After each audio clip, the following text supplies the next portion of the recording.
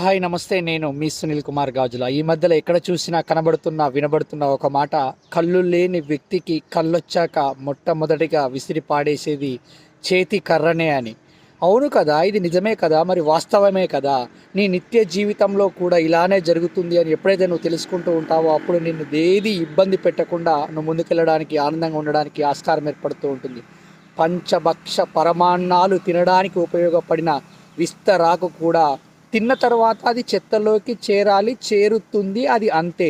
అదేవిధంగా ఎవరికైతే నువ్వు అవసరంలో బాగా ఉపయోగపడ్డావో, సహాయపడ్డావో, వాళ్ళ అవసరం తీరాక కూడా నిన్ను గుర్తు పెట్టుకోవాలి, నిన్ను గుర్తించాలి అని ఆలోచిస్తూ కూర్చుంటే నువ్వు ఎక్కడ ఆనందంగా ఉండగలుగుతావు? ఇది సృష్టిలో జరుగుతున్న, ప్రకృతిలో జరుగుతున్న ఒక మార్పుతో పాటుగానే ప్రతిదీ మారుతూ ఉంటుంది అనే విషయాన్ని నువ్వు ఎప్పుడైతే గమనిస్తూ ఉంటావో నువ్వు ఆనందంగా ఉండడానికి ఆస్కారం ఏర్పడుతూ ఉంటుంది. ఎందుకు అనంటే ఎక్స్‌పెక్టేషన్స్ హర్ట్స్ ఎ లాట్ అని అంటారు. ఎప్పుడైతే మనిషికి ఎప్పుడైతే మనస్సు చాలా ఇబ్బంది పడే విధంగా ఒక కోలుకోలేని దెబ్బ తగులుతూ ఉంటుందో అప్పుడే మనిషి యొక్క గమ్యం మారుతూ ఆ గమ్యాన్ని చేరుకునే విధంగా ప్రయాణం కొనసాగిస్తూ ఉంటాడట.